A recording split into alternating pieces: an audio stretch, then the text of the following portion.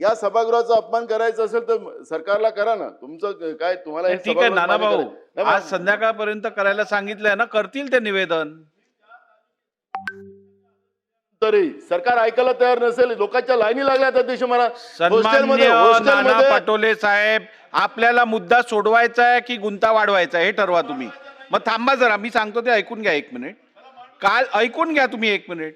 काल इकडे तालिका अध्यक्ष बसलेले, त्यावेळेला तालिका अध्यक्षांकडे आपण हा जेव्हा मुद्दा मांडला तेव्हा त्यांनी असे निर्देश दिले की संदर्भ आपण दिलेल्या माहितीच्या अनुषंगाने शासनाने निवेदन करावे. आज संध्याकाळपर्यंत शासनाला हे निवेदन करायची आपण वेळ दिलेली आहे. शासन आज दिवसभरात या संदर्भातलं निवेदन करेल.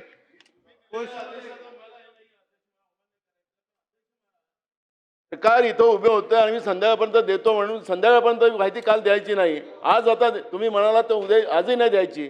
असं कसं चालेल या सभागृहाचं? तुमचा अपमान होता अध्यक्ष महाराज. आज मला मांडू द्या अध्यक्ष. आज मला मांडू दिवसभराचं द्या. कामकाज संपेपर्यंत आपण निवेदन करावे.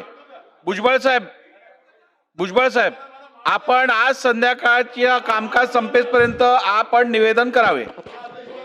आता ते निवेदन करणार आहेत ना, त्यानंतर बोला. अध्यक्ष महोदय, नको. चला आता पुढे जाऊया. काल मांडलं तुम्ही, नानासाहेब, काल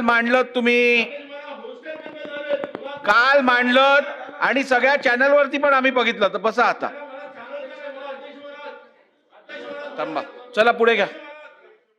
लेंग घ्या. कागदपत्रे सभागृहाच्या पटलावर ठेवणे. तुम्ही किती वेळा अध्यक्ष महोदय, मी आपल्या अनुमतीने कंपनी अधिनियम 2013च्या कलम 395च्या पोट कलम 1 मधील खंड ब अन्वय क महाराष्ट्र राज्य वीज निर्मिती कंपनी मर्यादित महानिर्मितीच्या सन 2024-25 च्या वार्षिक अहवाल ख महाराष्ट्र राज्य विद्युत मंडळ सूत्रधारी कंपनी मर्यादित यांच्या सन 2022-23 च्या वर्षाचा 18वा वार्षिक अहवाल सभागृहासमोर ठेवतो. सदरील अहवाल विधानसभेच्या पटलावर ठेवण्यास झालेल्या विलंबाचे कारण सोबत जोडलेले आहेत. अहवाल सभागृहासमोर ठेवण्यात आले. सदरू अहवाल विधिमंडळाच्या संकेतस्थळावर उपलब्ध करून देण्यात येतील. खाली बसा, मला बोलू दे. माननीय खाली बसा. उपमुख्यमंत्री तथा एक गृहनिर्माण मिनिट बसून घ्या. सन्मान्य ज्येष्ठ सदस्य नाना पटोले साहेबांनी काल गॅस संदर्भातला मुद्दा या सभागृहात मांडला. त्यावेळेला तालिका अध्यक्ष हे या खुर्चीवर विराजमान होते. त्यांनी शासनाला निर्देश दिले की या संदर्भात आपण निवेदन करावे आणि असं सांगितल्यानंतर आज परत, आणि त्यावेळेला नानाभाऊ तुम्ही सविस्तर हीच भूमिका तुमची जी आहे ती काल तुम्हाला मांडण्याची संधी दिलेली. त्यामुळे आज संध्याकाळपर्यंत मग त्यांचं ऐकून तर घ्या. काय नियोजन आहे तुम्हाला ऐकायचं नाहीये का? काय नियोजन आहे? चला. अध्यक्ष महोदय, काल जे आहे वरच्या हाऊस मध्ये कॉलिंग अटेन्शन ऐकून घ्या. मध्ये आता ऐकून तर घ्या. कॉलिंग अटेन्शन मध्ये तो प्रश्न निघाला. त्यामुळे तिथे सुद्धा मला उत्तर द्यावं लागलं.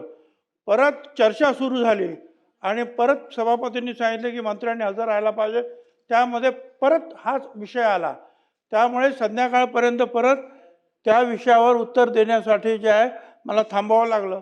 आणि आता परत त्यांना सांगितलेलं आहे की आता परत तिथे जे आहे कालची संपूर्ण चर्चेवर मला उत्तर द्यायचं. म्हणजे अख्खा दिवस मी या विषयावर जे आहे वरच्या हाऊसमध्ये अडकून बसलो होतो.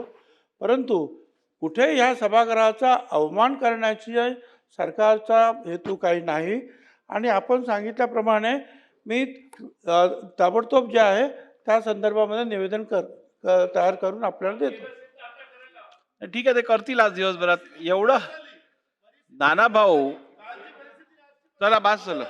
चला पुढे चला. माननीय उपमुख्यमंत्री तथा गृहनिर्माण मंत्री. माननीय अध्यक्ष आजच्या महोदय, दिवसाचं कामकाज संपल्या. भुजबळ साहेब बसा. भुजबळ साहेब, आजचं कामकाज संपण्यापूर्वी आपण या सभागृहात निवेदन करावं. होय. चला. अध्यक्ष